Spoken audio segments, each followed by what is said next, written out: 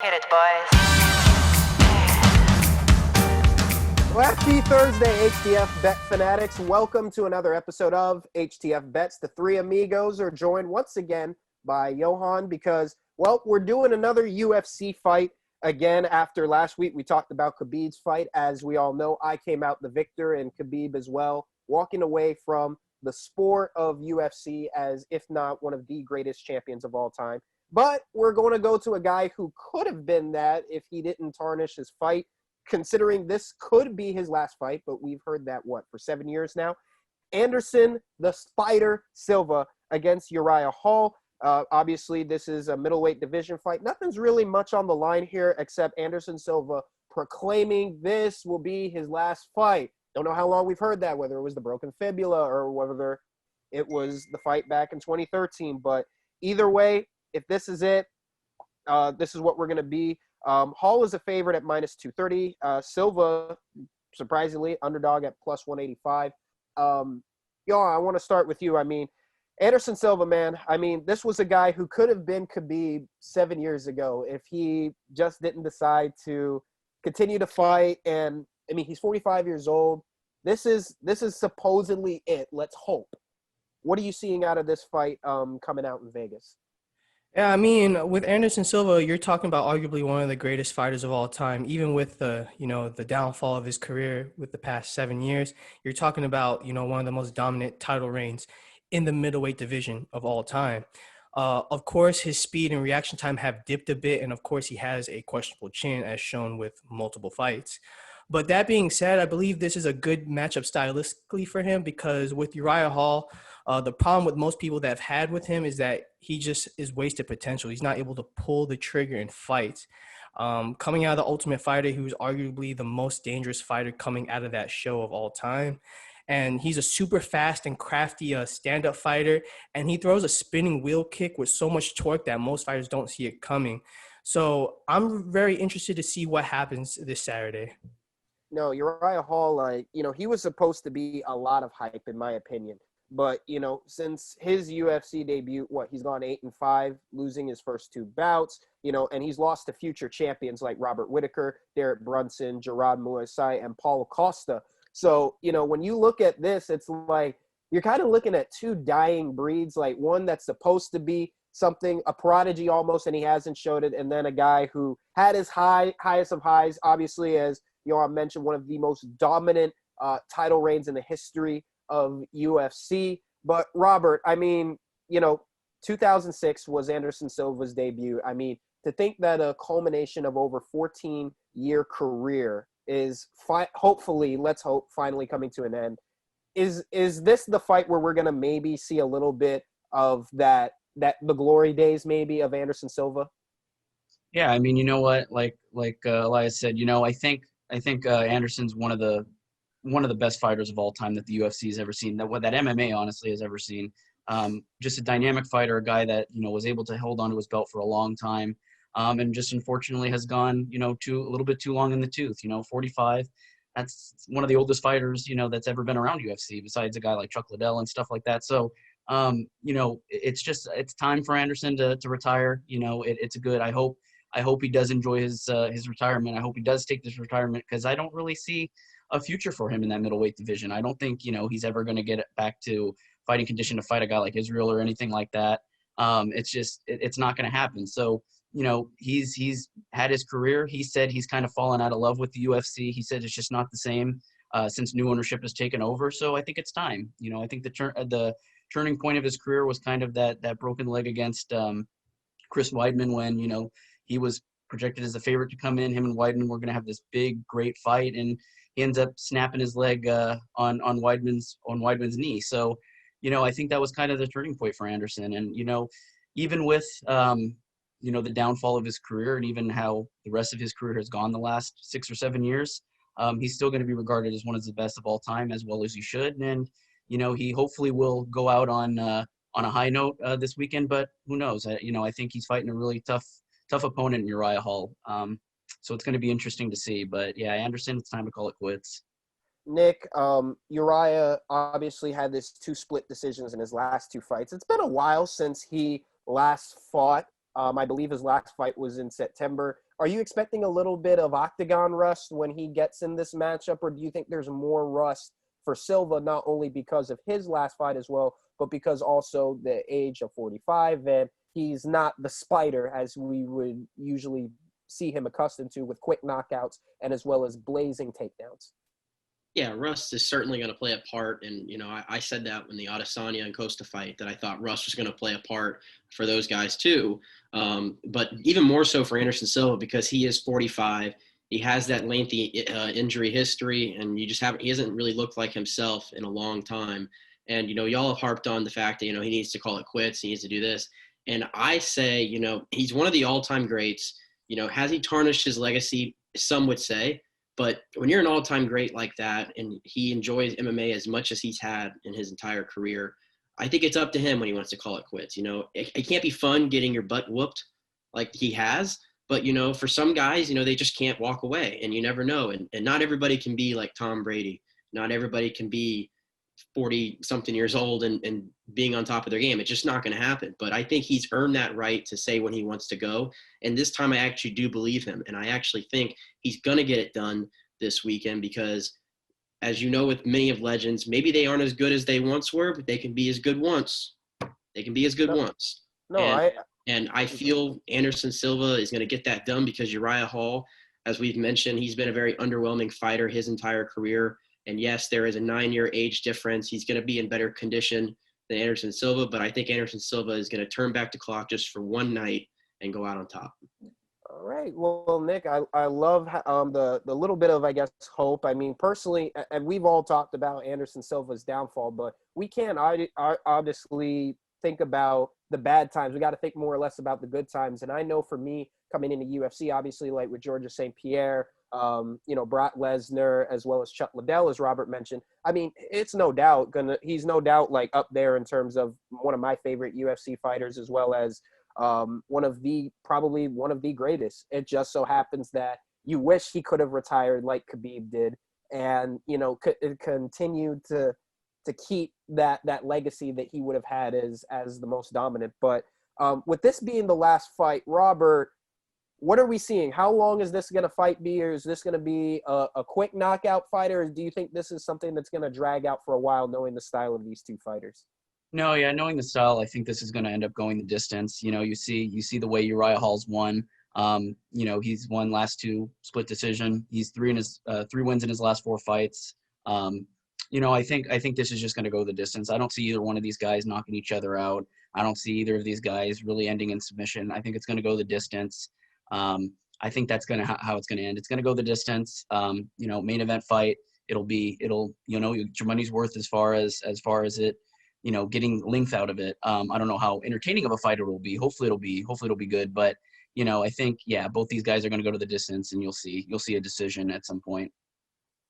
Johan, obviously for Anderson Silva, he's been known throughout his career for sort of his knockouts, as well as the fact that he could take down opponents within 3 rounds. Obviously, 45 years old, you may not have the speed as he used to, obviously being the longest reigning middleweight champion for over 2,000 plus days. Nick believes that this is a match where he can turn back the clock and maybe give that last kind of feel to really, I guess, put down as his final fight. Do you see that happening with him, where he's able to turn back the clock, or is this sort of going to be like sort of what we've seen over the last 7 years of the decline? Well, as much as I want him to turn back the clock, I mean, I have to look realistically. I mean, he has not looked the same ever since 2013. The best option for him is him being a counter fighter, because him trying to attack opponents has not been very successful. You've seen it with Israel Adesanya and Jared Cannonier. He's not really good coming forward. He does better when he fights defensively. And I just think that Uriah Hall is the much faster opponent. And if he shows flashes of that potential, he's going to be a very, very dangerous fighter as well. No, I agree. Nick, obviously, Uriah Hall's the favorite, but you see Anderson Silva, of course, coming out on top. But what do you think we're going to see from Uriah Hall? I think this is predominantly like a career, kind of flashpoint match, jump in the shark, because even though it's a chance to retire a legend, he hasn't really shown much as well in the UFC. So do you think that this is the type of match that could probably get him back within the division? I wouldn't say so, no. Based off his recent performances and, the fact that we've talked about the decline, this is not the Anderson Silva of a decade ago. So, beating a Anderson Silva like this is not going to get you back in the hunt. And, really to me, losing to Anderson Silva I think it could be the nail in the coffin for Uriah Hall. It really could. It may be a conversation that Dana White has with him. It just hasn't worked out, and that's it. Because there's really no sense in having dead weight like that on the roster. And Dana White has shown that, if you're not cutting it, if he thinks it's time, he'll have that conversation and he'll let a guy go. And we've seen many guys go to Bellator and things like that after that. So that's the future I see for Uriah Hall if he does not win this weekend. Welcome to Bellator, Uriah. Yep, going back to the basics. But I mean, in my analysis of things, I mean, like I said, I respected Anderson Silva. Obviously, I'm disappointed in the last 7 years of the decline, whether it was the Weidman fight to breaking his fibula to the whole drug issue and just everything else. But you know what? It's Halloween. I'm feeling pretty in a good mood, and why not? It's 2020. Anything's possible, right? So I really believe that Anderson Silva. I mean, I don't think that this is going to be like Johan mentioned, the quick type of fights that we usually see. I mean, but I will say this, that Hall is going to come fast out in these first 2 rounds, and that's critical for Silva. And if, like Johan mentioned, he can play sort of like that feel out type scheme in terms of making sure to play more of like, what's the word? More, I don't want to say technician, but as well as the fact of just feeling out your opponent enough to at least be able to counter.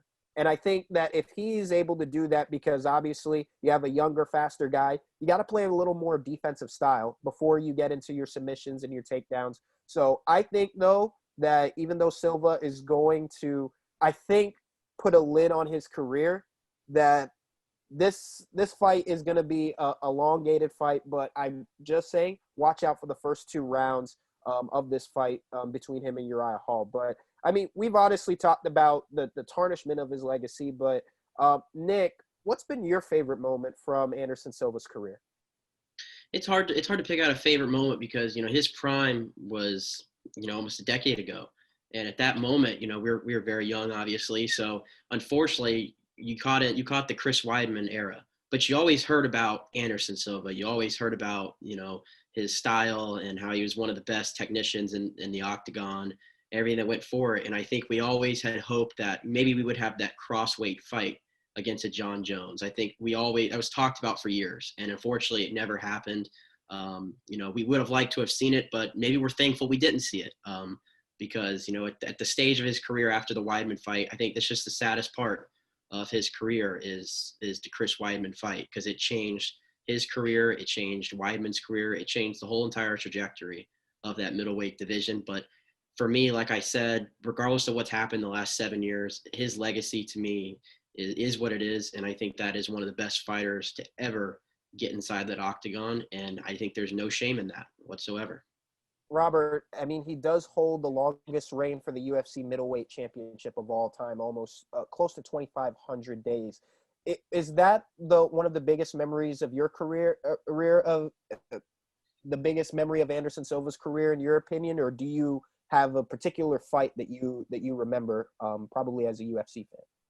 Yeah, I agree with Nick there. The era I remember of Anderson Silva, unfortunately, is the Chris Weidman era. Just a little too young to remember, really the glory days of Anderson. But no, I mean, absolutely, that's probably his biggest achievement, is holding the belt for that long. That's a record that's going to be very tough to beat. I think if there ever was a middleweight guy to do it, it's probably Israel. Israel probably can hold it. I don't know if he'll get near that, but no, I mean, that's a record that's going to hold for a while, I think, for Anderson. And that's something he can be proud of. One thing that I think a lot of UFC fighters and a lot of any kind of fight, but whether it's Bellator, whether it's UFC, whether it's even boxing, you want to leave a legacy. You want people to remember you.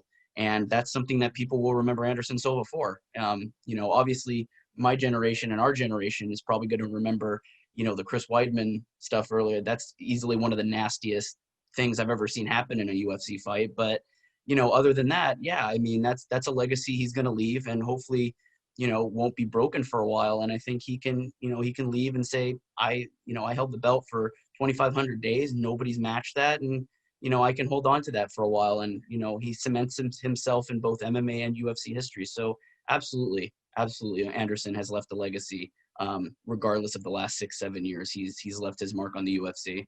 Johan, it seems like 2020 has been so crazy in the fact, not only with everything that's been going on, but also the fact in the UFC that it's almost like a changing of the guard. I mean, we saw Daniel Cormier earlier this year retire. We now just recently saw Khabib. Let's hope Anderson Silva goes out. Out of the three, and personally, who's your favorite fighter out of the recent three who retired, as well as your favorite Anderson Silva moment?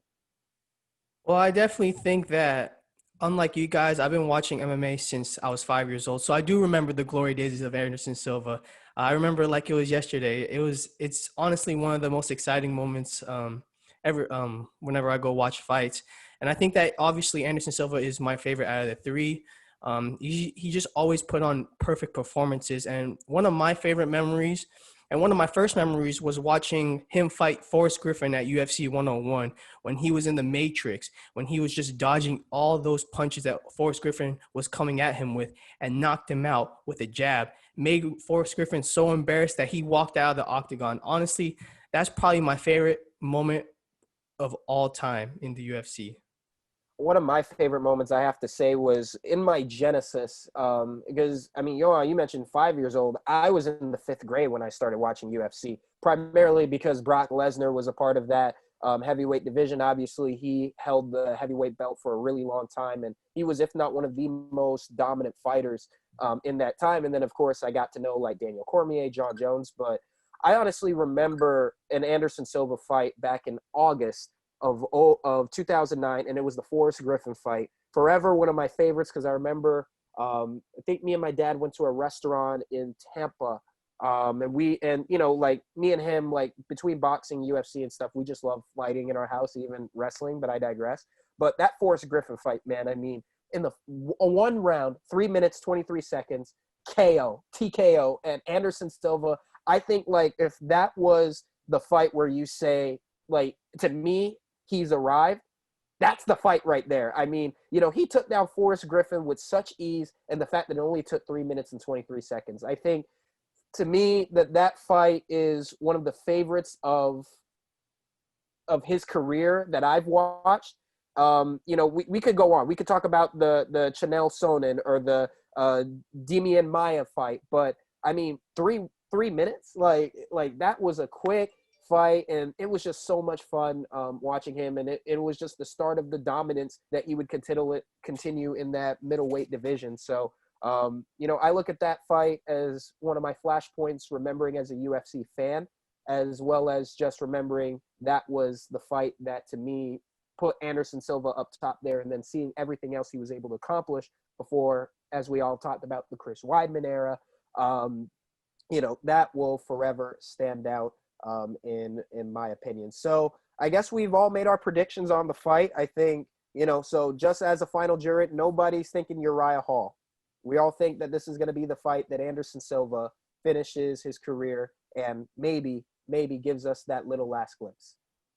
I honestly, I think with my head, I think Uriah is going to win. If it goes decision, I think he'll win.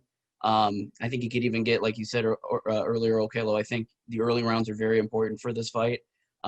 Thinking with my head, I think it's going to be Uriah, but I think you have to think with the heart. And I think Anderson, you'd like to see him go out, at least not necessarily on top, but you'd like to see him go out with a win. But my head says Uriah, so I would probably side with Uriah here on Saturday. Anybody else for Uriah, Johan, or are you still thinking Anderson Silva? Yeah, I mean, in reality, I think Uriah Hall, but I'm gonna be a broke man because I'm going with my heart right now. Are we? And Nick, you also going with your heart too? Yeah, I want to see the good story. We see so many bad stories and so many athletes that don't get a chance to go out on their own terms. I think it'd be very nice, and I think maybe that's why Anderson Silva keeps coming back, is he wants to win, and then go off into retirement. So I'm gonna go with Anderson Silva this week. Anderson Silva, I'll take that. I mean, I'm on a hot streak a little bit in our fight cards, so why not? I'm going to keep the hot hand going. Anderson Silva, I'm going to say it goes into the 4th round. And I'm going to say watch out for a submission because I think even though he's a little older, one last time, Anderson Silva turned back the clock. Well, we have to thank, of course, Johan so much for joining us on this. Thank you so much again for another week talking the UFC. And coming up next, we're going to discuss NFL fantasy football as well as our bet of the week. Stay tuned. HTF Bets will be right back. Welcome back, ladies and gentlemen, to HTF Bets. In this segment, we're going to be doing HTF Fantasy as we do every week here on the show. And we're gonna do a little bit of a recap first. Nick, I'm going to go to you first. How'd your team do this week? Obviously, I know how your team did this week because we played each other and I beat you. I'm now 3-4 in fantasy. What went wrong for your team, you think, in that loss? It was actually pretty close. It was within 10 points. So, yeah, I had two managerial decisions doomed me this week. I took out Carson Wentz and put in Matt Ryan, and so that was a 10-point swing, and it was a 10-point game. Stole my quarterback. Yeah, Matt Ryan didn't play bad by any means, but a 28 piece by Carson Wentz on your bench is gonna make you grimace a little bit. And then DK Metcalf, 2 catches, 23 yards, 4 points. Yep, that was bad. That was bad. And then I watched, I could have had, even if I could have had Allen Robinson in there. That's all. And Allen Robinson, he got about 11 points, I think, but that would have been enough too. So, just 2 managerial decisions that doomed me. And, I've been riding a nice hot streak coming in. Now I'm 5-2. I dropped a game now to the Christian McCaffrey-less Robert, which stings. Games I need to win. But as you'll touch with Okello, he lost, so that makes it a little bit better. Yeah, no. Before we get into Okello down there, I think it's funny because actually I was really sweating this week against you because you got a good team and I didn't have Lamar Jackson, so I had to pick up Matthew Stafford. Matthew Stafford actually played pretty well. I was nervous at first because he was throwing for almost like 300 yards, but he had no touchdowns, and then the touchdown right at the end there that clinched it for me a little bit. So I was happy about that. I also did not start James Robinson off the bench. He put up like 31 points for the Jaguars this week. That hurt a little bit because I was going with Ronald Jones right in the hot hand, and he just did not have the performance he did the last couple of weeks. So I thought that would hurt me a little bit more. Luckily, it didn't. But now, I have Lamar Jackson back this week. I have some of my team back after a lot of guys sat for that bye week. So, okay, let's get to you. 0-7 now. You played Jarrett. It was close. You played him tough. I really thought you had him there going into the weekend, but what's going on? What happened, do you think, this week? I'm growing depressed. Every week, for the last couple of weeks, it's been close victories. This week, again, it was DJ Moore that separated me from a W, my first one of the year. But was it for Monday night? I mean, I had Jared by the ropes by 5 points. Now I'm dealing with a lariat of injuries. Now I lost Odell Beckham for the year. And now I lost Kenyon Drake. CeeDee Lamb only got me 1 point. And I made a trade for him. And Andy Dalton sucks. Now I don't know what to do anymore. Whether just tank for the number 1 pick next year or try to see if I can still win a game. Because I know I'm out of the playoffs. I don't even give a damn anymore about the playoffs. I'm just more concerned about my reputation winning the game. And it's so funny that each and every week that we come on and talk about this league when I'm also winning in a couple other leagues, but I don't know what is it this year that I can't win a freaking game. And I just want to win one. But we all can't have nice things because it's 2020. I think I digress. Whenever you have the first overall pick next year, I think they should decline for play for your team, just like Trevor Lawrence should decline to play for the Jets. Oh, man. But the difference thing is that I'm not Adam Gase, okay? Is that I trust and believe in my players. But, I mean, Aaron Rodgers had a good game. I mean, I'm hopeful Joe Mixon plays this week. I mean, I have Boston Scott, who I think is going to go bonanza against the Cowboys. I'm playing DJ Moore this week. So, DJ, if you're listening, I need those damn points. You're playing for the first time this season. I need you to get me 25. If you do that, then I won't consider you for trade options because I need help again because I am injured. But have the Eagles defense. I'm playing Henry Ruggs for the first time. He's playing the Browns. So even though the projections don't make it favor as I rematch Kayla for the first time since week 1. Let's hope something maybe turns up soon. That's how I'm going to Absolutely. leave it. Absolutely. As much fun as it is to see someone go 0-7, I want to see you get that win eventually. I mean, we don't want any teams here going 0 and not getting any wins. Maybe Nick feels differently, but I do have some sympathy there. So with that being said, obviously there's a lot of fantasy questions there and stuff like that. We always have to do our starts and sits. We're going to start with our starts. Nick, who is your start for this week of fantasy? Well, Halo touched on it. Odell Beckham Jr. is out for the season. So if he wants to hit the waiver wire to find this guy, I think he's going to help down the stretch, and that is Rashard Higgins. Rashard Higgins had his best game of the year last week after Odell Beckham Jr. went down with that ACL injury. And now going forward, I think he actually elevates to really Baker's security blanket going forward. You would think that's Jarvis Landry, but Jarvis Landry really hasn't been that, and he's playing through injuries and stuff like that. So Rashard Higgins, and he starts off with a great matchup against Las Vegas, who, if you watch the Vegas-Tampa game, they couldn't stop a fly. Scott Miller running everywhere on them, Gronk turning the clock back to 3-4 years ago. And so I think this is a really good matchup for Rashard Higgins, and you see what Baker Mayfield did last week. Maybe he starts to get some confidence, and so I think Rashard Higgins can get you pretty decent numbers for the rest of the season, but I think that starts this week against Las Vegas. That's a good pick. Yeah. Anything with the Browns now, with Odell Beckham Jr. being out for the season, those guys are going to get more touches just because, they need guys to get the ball there. So I think that's a good pick. Okelo, who is your start for this week? Well, Nick touched on a great point. I mean, I would consider Rashard Higgins, but this guy I added off the waiver wire, and he's been playing great as a rookie, and it seems like I've been getting a lot of the rookie receivers this year, but this guy has a great matchup this week. His name, Brandon Ayuk. He's facing the Seattle Seahawks, 32nd ranked pass defense. This secondary flat stinks. If you didn't see what Christian Kirk did, if you didn't see what DeAndre Hopkins did on Sunday Night Football, Brandon Ayuk has a chance. I mean, as we all know, the 49ers are down to like the fifth string running back coming out of the Division III. No disrespect, Jermichael Hasty, but I just like Brandon Ayuk. I think this is a prime matchup. Obviously, road game for the 49ers. Jimmy Garoppolo last year thrived on the road in Seattle. I'm hoping that they'll maybe trust him to throw the ball more because their running backs are down to the very thin and last. So Brandon Ayuk, I think like Christian Kirk last week, he got 2 touchdowns out of nowhere. I maybe hope Brandon Ayuk gets it, but I mean, if he's on your waiver wire or if you need a receiver like I did, and I'm probably going to play him this week, even though Henry Ruggs might also be a slide in there, Brandon Ayuk, I think will get anybody some good points this week because again, until Seattle fixes that secondary or if some miracle Jamal Adams comes back, this is the Pearl Harbor crew. You can just throw it, bombs away. Yeah, no, absolutely. The secondary of the Seahawks has been bad all season. They did just add Carlos Dunlap. He'll help maybe their defense a little bit, but it's not looking great for the Seahawks defense so far. Good pick there. For my start this week, I'm going Travis Fulgham. He's really broken out this year for the Eagles, and I think he's been putting up double digits pretty much every week now. They're facing the Cowboys this week. The Cowboys defense is just absolutely battered. It's terrible.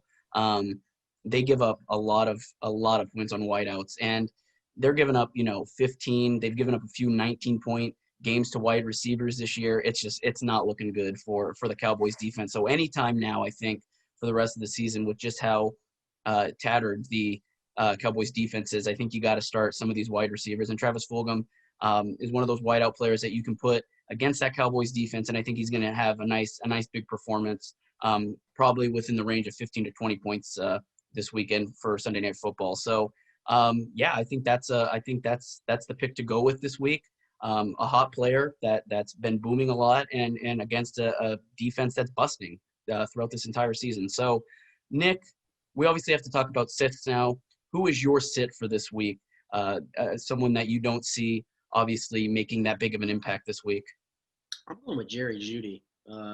I'll be the first to tell you I was a big Jerry Jeudy fan coming out of college, and he's been one of the bigger disappointments of any rookie this season so far, in my opinion. He has not shown much of anything, and that Broncos offense is anemic. is downright dreadful. The Chiefs had their way with them in the snow last week. It was just hard to watch. And what's more concerning, Tim Patrick, he hasn't had a problem getting his due all year. Noah Fant hasn't had a problem. Melvin Gordon's been pretty decent. The only one in that Bronco offense who should be doing something that has not done much is Jerry Jeudy. And this week they go up against the Chargers defense, which is a below average defense, and they've had lots of problems in the back end this year, with Casey Hayward taking a step back and a lot of uncertainty, and with Desmond King, Derwin James obviously out for the season. So it's not exactly that it's a bad matchup for Jerry Jeudy. It's just he's had good matchups all year long, and he hasn't taken advantage of any of it. And I think if you're a fantasy owner and you've been waiting for Jerry Jeudy to break out, I think there's at some point it's just not going to happen. And so until you see a couple games, 3 games maybe, of him having consistent play, I think he's better just sitting on your bench.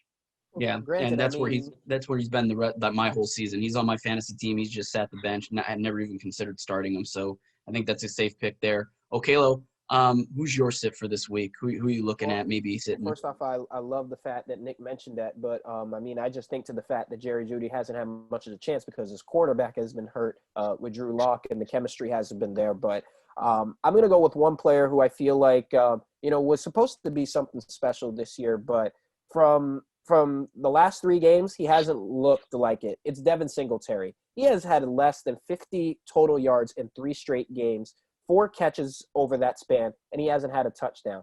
He's only had 1 touchdown this season, and that was against Vegas.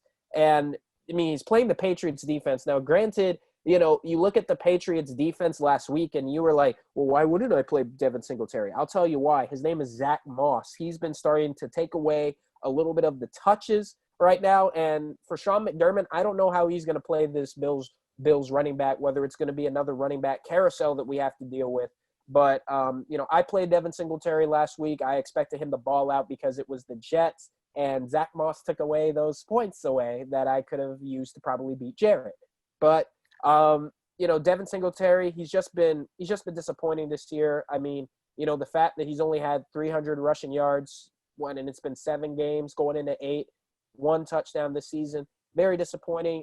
Even though the Patriots' run defense hasn't looked like that good over the last couple of weeks, it's hard to trust Devin Singletary right now because you don't know what this Bills offense is going to do, whether one week they're going to go crazy and throw the ball or they're going to rely on Zach Moss more than Devin Singletary. Until I can figure it out, Devin Singletary's off my roster, or at least sitting for me until things get straightened out. Fair enough. All good points there. Yeah, for me this week, my sit has to be Darius Slayton. Slayton and the Giants are playing the Buccaneers this week. It's not going to be good, I don't think, for the Giants. This Giants team is already really bad.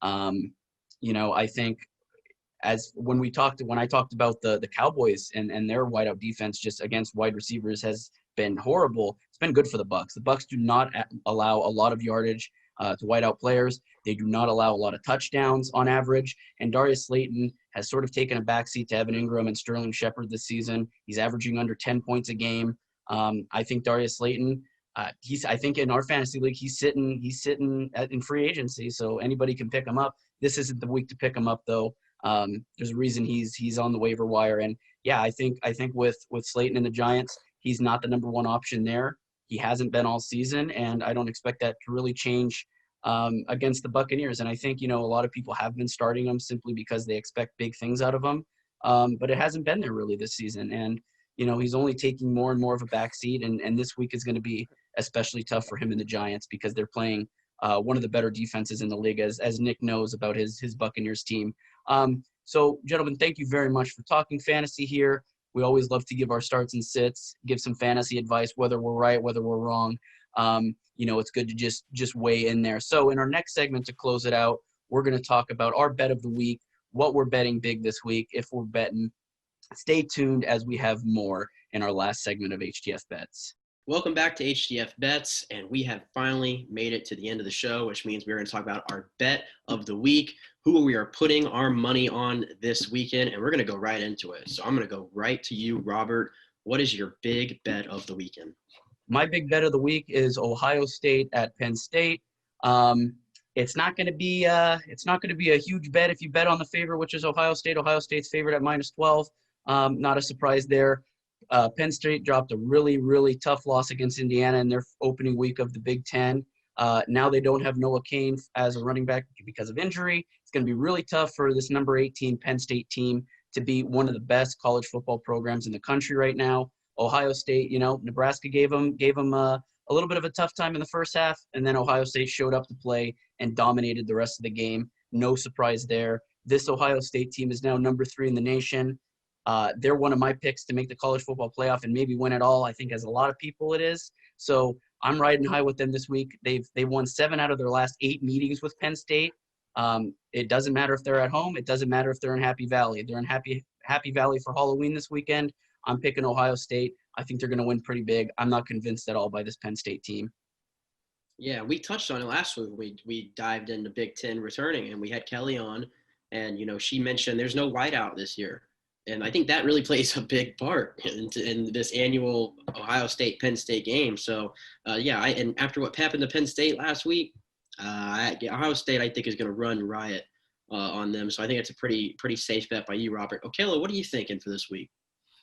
There's a lot I could talk about. I could talk about the Steelers maintaining undefeated. I could talk about how the biggest line in the game right now in bets this week is the Chiefs-Jet game, which the Chiefs are a -21 favorite against the New York Jets. I mean, and Le'Veon Bell looks like he's going to try to get some revenge, somehow, some way on Adam Gase, and the Jets go 0-8.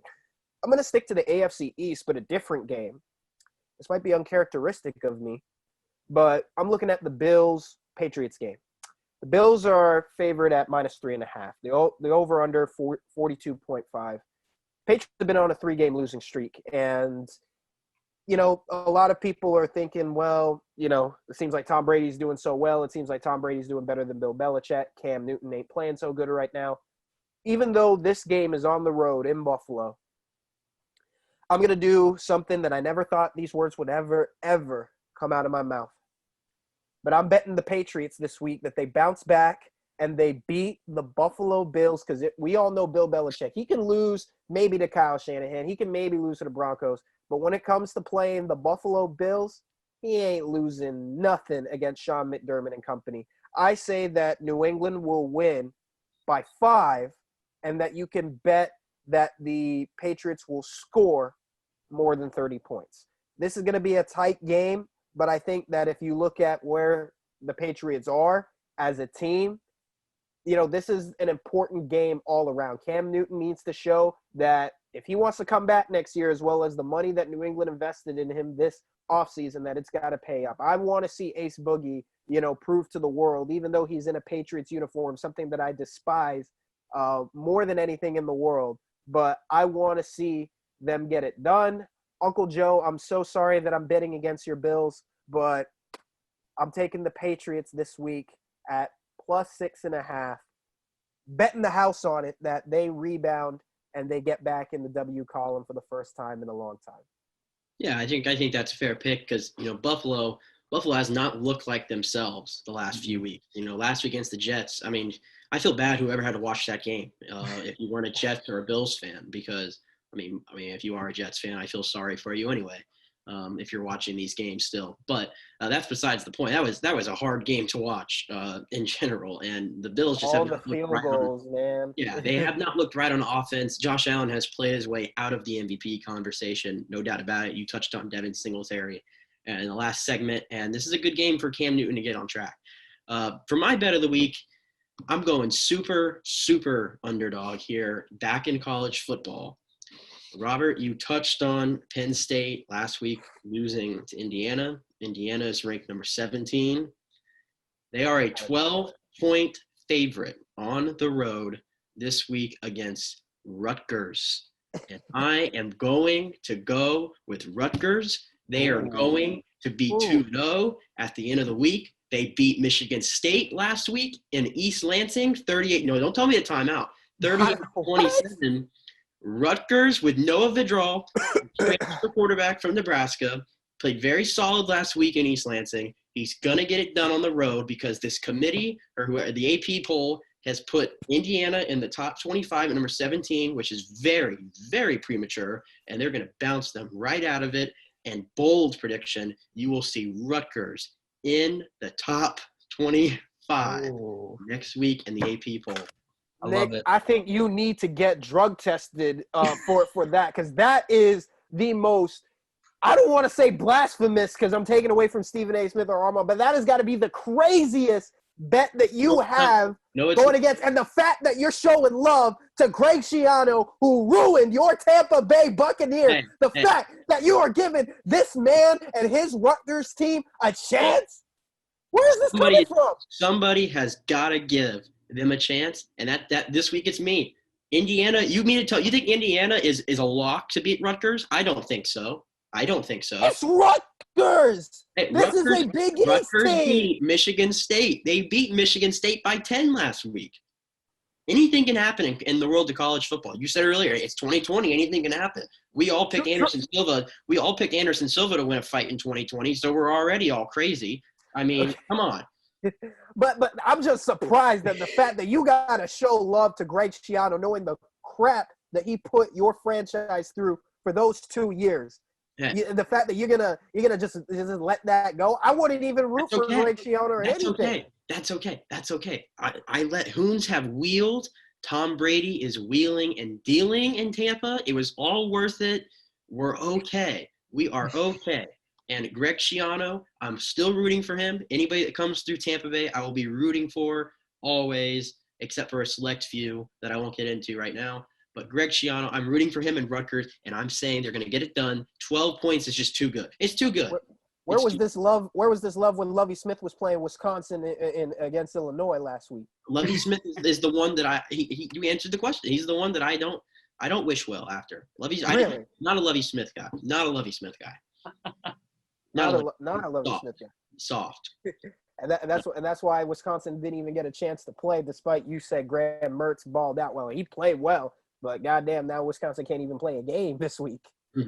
Yeah, but besides the point, I got Rutgers. Robert's going with Ohio State, and Okello's going with the Patriots. But that'll do it for this segment of HTF Bets, and I'll do it for this show. Thank you for joining us. We will see you next week. Be sure to tune in tomorrow to Almost Game Day with Sean Green. Thank you, everybody. Okay, now, from the beginning. Hit it, boys.